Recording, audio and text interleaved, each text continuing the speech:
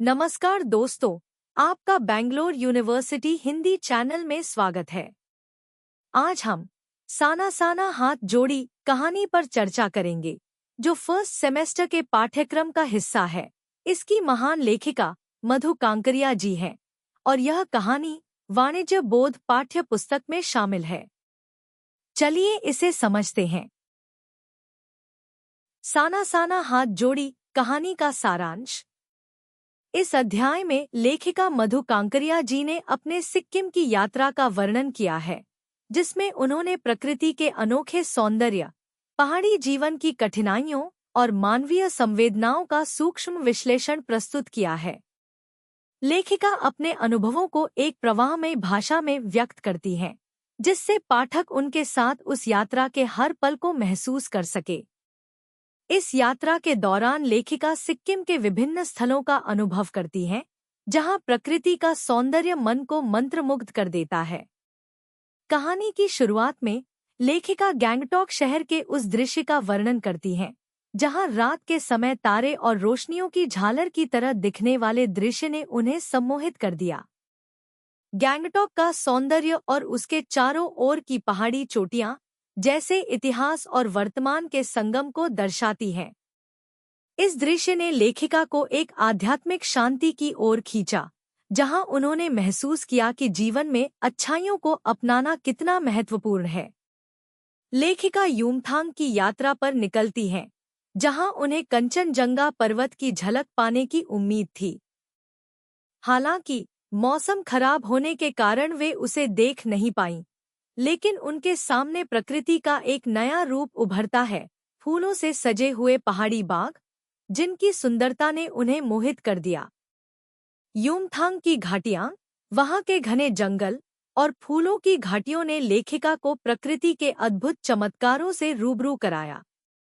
इस यात्रा में उन्हें ड्राइवर मगाइड जितेन नागे से कई महत्वपूर्ण जानकारियां भी मिलती हैं, जो उन्हें सिक्किम की संस्कृति और वहां के लोगों के विश्वासों से परिचित कराता है।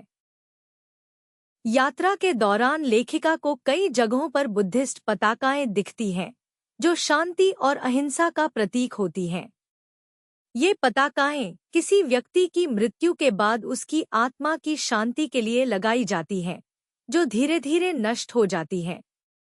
यह दृश्य लेखिका को आध्यात्मिक और धार्मिक विश्वासों की ओर खींचता है, जहां वे सिक्किम के लोगों की आस्थाओं और पाप पुण्य के विश्वासों पर विचार करती हैं। यात्रा के रास्ते में लेखिका ने देखा कि पहाड़ी महिलाएं अपने नन्हे बच्चों को पीठ पर बांधे हुए पत्थर तोड़ने का काम कर रही थी। यह दृश्य उन्हें जीवन के कठोर सत्य से अवगत कराता है, जहां सुंदरता के बीच भी संघर्ष और कठिनाई का जीवन चलता रहता है। ये महिलाएं पहाड़ों में सड़कें बनाने का कठिन कार्य कर रही थी, जो लेखिका को मानव जीवन के संघर्ष और श्रम की महत्ता का एहसास दिलाता है। आगे बढ़ते हुए लेखिका 7 बहनों के झरने पर रुकती हैं, जहां उन्होंने प्रकृति के अद्वितीय संगीत को सुना और जीवन की अनंतता का अनुभव किया। वे इस झरने के पानी में अपने पैरों को डुबाकर उस शांति का अनुभव करती हैं, जो उनके भीतर की सारी नकारात्मकताओं को बहा ले जाती है। यह झरना लेखिका के लिए जीवन की शक्ति और उसकी निरंतरता का प्रतीक बन जाता है। आगे की यात्रा में लेखिका ने देखा कि पहाड़ी महिलाएं और बच्चे कठिन परिस्थितियों में भी जीविका कमाने के लिए संघर्षरत हैं। वे बच्चे, जो दिन में पढ़ाई करते हैं, शाम को अपने माता पिता के साथ पशुओं को चराने और पानी भरने जैसे कार्यों में मदद करते हैं। यह जीवन का एक कठोर सत्य है, जिसे लेखिका ने अपने शब्दों में बहुत ही संवेदनशीलता से व्यक्त किया है। इस यात्रा के अंतिम चरण में लेखिका कटाव पहुंचती हैं, जिसे भारत का स्विट्जरलैंड कहा जाता है। वहां बर्फ से ढके पहाड़ों और घाटियों के बीच वे एक अद्वितीय सौंदर्य का अनुभव करती हैं। बर्फ की परतों ने पहाड़ों को एक अद्वितीय सफेदी से ढक रखा था, जो लेखिका के मन में शांति और सौंदर्य का अद्वितीय अनुभव उत्पन्न करता है। कटाव की बर्फीली वादियों ने लेखिका को जीवन की अनंतता और उसकी सुंदरता का गहरा एहसास कराया। इस पूरी यात्रा के दौरान लेखिका ने न केवल सिक्किम की प्राकृतिक सुंदरता को महसूस किया, बल्कि वहां के लोगों के जीवन के संघर्ष, उनकी आस्थाओं और विश्वासों को भी करीब से देखा। यह यात्रा उनके लिए सिर्फ एक पर्यटक अनुभव नहीं थी, बल्कि यह उनके लिए आत्मा को छूने वाली एक आध्यात्मिक यात्रा थी। लेखिका ने महसूस किया कि प्रकृति और मनुष्य के बीच का यह संबंध कितना गहरा और अद्वितीय है। सिक्किम की यह यात्रा उन्हें जीवन के विभिन्न पहलुओं से जोड़ती है, प्रकृति की सुंदरता, मानव संघर्ष, आध्यात्मिकता और अंततः जीवन की अनंतता। 1 मार्क क्वेश्चंस। प्रश्न, साना साना हाथ जोड़ी कहानी की लेखिका कौन है? उत्तर, मधु कांकरिया। प्रश्न, गैंगटॉक शहर का क्या वर्णन किया गया है?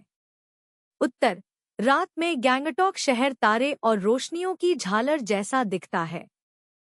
प्रश्न, कंचनजंगा पर्वत किस रूप में दर्शाया गया है? उत्तर, कंचनजंगा पर्वत को हिमालय की तीसरी सबसे ऊंची चोटी बताया गया है। प्रश्न, युमथांग का अर्थ क्या है? उत्तर, युमथांग का अर्थ है घाटियां।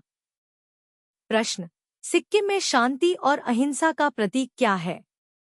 उत्तर, सफेद पताकाएं जिन पर मंत्र लिखे होते हैं। प्रश्न, बुद्धिस्ट पताकाओं का क्या उद्देश्य है? उत्तर, मृत व्यक्ति की आत्मा की शांति के लिए लगाई जाती है। प्रश्न, गैंगटॉक से युमथांग की दूरी कितनी है? उत्तर, 149 किलोमीटर। प्रश्न, सेवन सिस्टर्स वाटरफॉल का क्या महत्व है? उत्तर, यह सिक्किम का प्रसिद्ध झरना है जहां सैलानी फोटो खींचते हैं। प्रश्न, युमथांग यात्रा के दौरान लेखिका ने किसका संगीत सुना? उत्तर, झरने का संगीत। प्रश्न, सिक्किम के पहाड़ी क्षेत्रों में लोग कौन सा कार्य करते हैं? उत्तर, वे पत्थर तोड़ने का काम करते हैं। प्रश्न, पत्थर तोड़ने का काम करने वाली महिलाएं किसके साथ काम करती हैं? उत्तर, अपने छोटे बच्चों को पीठ पर बांधकर काम करती हैं। प्रश्न, लेखिका ने पहाड़ों की सुंदरता को किससे तुलना की? उत्तर, ईश्वर के निकट होने की अनुभूति से। प्रश्न, कटाव को भारत का क्या कहा जाता है? उत्तर, स्विट्जरलैंड। प्रश्न, कटाव की विशेषता क्या है? उत्तर, यहाँ बर्फ से ढके पहाड़ और घाटियां हैं। प्रश्न, प्रेयर व्हील का क्या महत्व है? उत्तर, इसको घुमाने से सभी पाप मिट जाते हैं, ऐसा विश्वास है। प्रश्न, सिक्किम में बच्चे कैसे स्कूल जाते हैं? उत्तर, 3.5 किलोमीटर की पहाड़ी चढ़ाई चढ़कर। प्रश्न, युमथांग में कौन से फूलों का उल्लेख किया गया है? उत्तर, रोडोडेंड्रो के फूल। प्रश्न, सिक्किम में डॉटर एरिया का क्या अर्थ है? उत्तर, यह चीन की सीमा के पास का क्षेत्र है। प्रश्न, सिक्किम में लोग पहाड़ों और नदियों को क्यों पूजते हैं? उत्तर, उनका मानना है कि इन्हें गंदा करने से वे मर सकते हैं। प्रश्न, लेखिका को सिक्किम की यात्रा कैसी लगी? उत्तर, यह यात्रा चेतना और आत्मा को झकझोरने वाली थी। साना साना हाथ जोड़ी के संदर्भ के साथ व्याख्या और विशेषताएं। पहला, पंक्ति, साना साना हाथ जोड़ी, गर्दहो प्रार्थना, हामरो जीवन तिमरो कौसेली। प्रसंग, यह पंक्ति लेखिका द्वारा सिक्किम यात्रा के दौरान एक नेपाली युवती से सीखी गई प्रार्थना का हिस्सा है। इस प्रार्थना के शब्द लेखिका को आध्यात्मिक शांति और समर्पण का एहसास कराते हैं। संदर्भ, लेखिका मधु कांकरिया जी अपनी सिक्किम यात्रा के दौरान विभिन्न प्राकृतिक और सांस्कृतिक अनुभवों से गुजरती हैं। इस यात्रा के दौरान उन्होंने यह प्रार्थना सुनी और इससे प्रभावित होकर इसे आत्मसात किया। व्याख्या, इस प्रार्थना में साना साना का अर्थ है छोटे छोटे, और यह वाक्यांश यह दर्शाता है कि व्यक्ति अपने जीवन में छोटे छोटे प्रयासों से ईश्वर के प्रति समर्पण कर सकता है। हमरो जीवन तिमरो कौसेली का अर्थ है हमारा जीवन आपकी कृपा से है। यह प्रार्थना एक प्रकार की विनम्रता और ईश्वर के प्रति पूरी तरह समर्पित होने का प्रतीक है। लेखिका इस प्रार्थना से अभिभूत होती हैं, क्योंकि यह उन्हें उनके जीवन में अच्छाइयों और मानवीय मूल्यों की ओर प्रेरित करती है। विशेषता। इस पंक्ति की विशेषता है कि यह केवल प्रार्थना न होकर एक गहरी आध्यात्मिक भावना को व्यक्त करती है। इसमें साधारण शब्दों के माध्यम से गहन अर्थ निहित है। यह पंक्ति यह भी दर्शाती है कि जीवन में समर्पण, विनम्रता और अच्छाइयों की महत्वपूर्ण भूमिका है। नेपाली संस्कृति की सरलता और आध्यात्मिकता का यह अद्भुत उदाहरण है। लेखिका इसे अपने जीवन में आत्मसात करने का प्रयास करती हैं। दूसरा, पंक्ति। ये देश की आम जनता ही नहीं, जीवन का प्रति संतुलन भी है। ये वेस्टेट रिपेइंग है। कितना कम लेकर ये समाज को कितना अधिक वापस लौटा देती है। प्रसंग। यह पंक्ति उस समय कही गई है जब लेखिका ने सिक्किम की पहाड़ियों में पत्थर तोड़ती महिलाओं को देखा। ये महिलाएं कठिन परिस्थितियों में भी मेहनत करके समाज को बहुत कुछ लौटाती हैं। संदर्भ। लेखिका सिक्किम यात्रा के दौरान यह महसूस करती हैं कि पहाड़ी इलाकों में रहने वाले लोग अत्यधिक मेहनत करते हैं और अपने श्रम के माध्यम से समाज को संतुलन प्रदान करते हैं। वह इस कठिन जीवन को करीब से देखने के बाद इस कथन को व्यक्त करती हैं। व्याख्या। इस पंक्ति में लेखिका उन पहाड़ी महिलाओं की प्रशंसा करती हैं जो कठिनाइयों के बावजूद जीवन के संतुलन को बनाए रखने में योगदान देती हैं। वेस्टेट रिपेइंग का मतलब है कि ये महिलाएं समाज से बहुत कम संसाधन लेकर उससे कहीं अधिक योगदान करती हैं। वे अपने श्रम से न केवल खुद का जीवन यापन करती हैं, बल्कि समाज और देश को भी कुछ लौटाती हैं। यह पंक्ति समाज की उन मेहनतकश महिलाओं की शक्ति और योगदान को रेखांकित करती है, जो अपनी सीमित साधनों के बावजूद समाज की उन्नति में मदद करती हैं। विशेषता। इस पंक्ति की विशेषता यह है कि यह समाज के उन गुमनाम नायकों की ओर ध्यान दिलाती है, जो बिना किसी विशेष पहचान के समाज को निरंतर योगदान देते रहते हैं। यह कथन मानवीय श्रम की महत्ता और उसके द्वारा समाज में संतुलन बनाए रखने की बात करता है। लेखिका इस पंक्ति के माध्यम से समाज में निचले स्तर पर काम करने वालों की सराहना करती हैं और उनके जीवन की कठिनाइयों के प्रति सहानुभूति दिखाती हैं। 3. पंक्ति।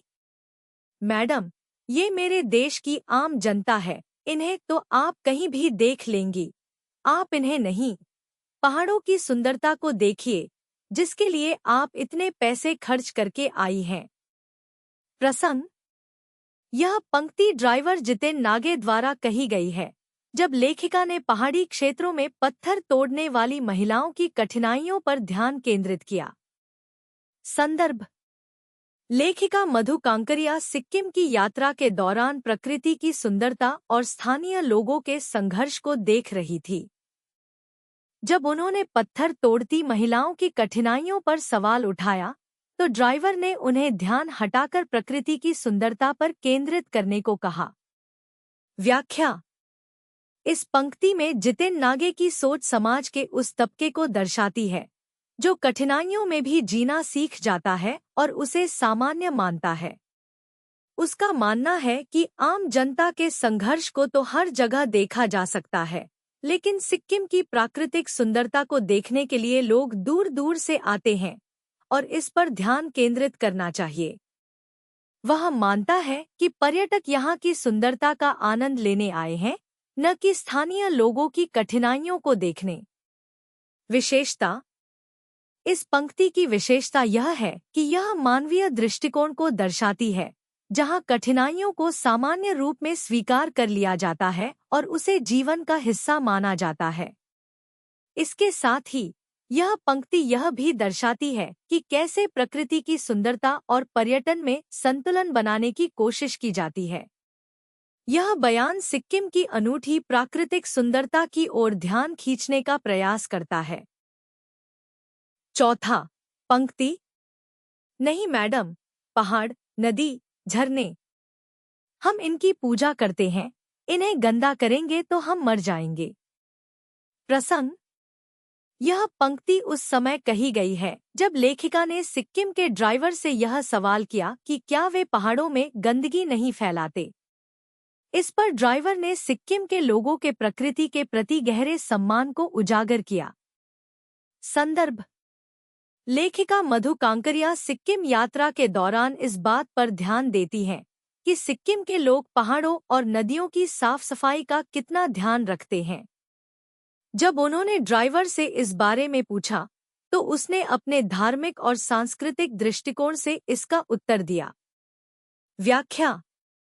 इस पंक्ति में सिक्किम के लोगों की प्रकृति के प्रति आस्था और विश्वास को दिखाया गया है।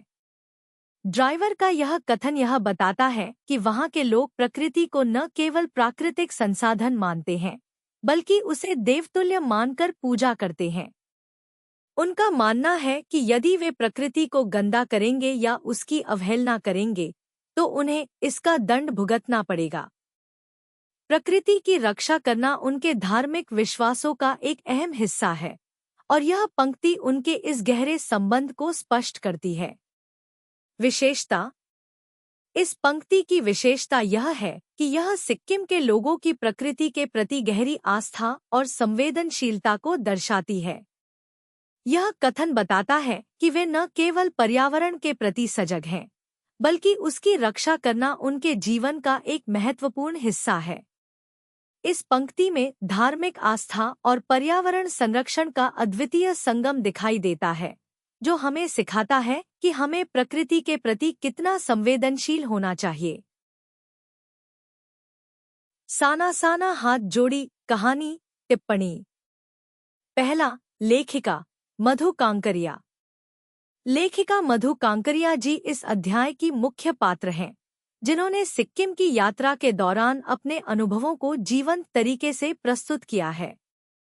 वे एक संवेदनशील और जागरूक व्यक्ति हैं, जो प्रकृति की सुंदरता और मानव जीवन के संघर्ष दोनों के प्रति समान रूप से ध्यान देती है।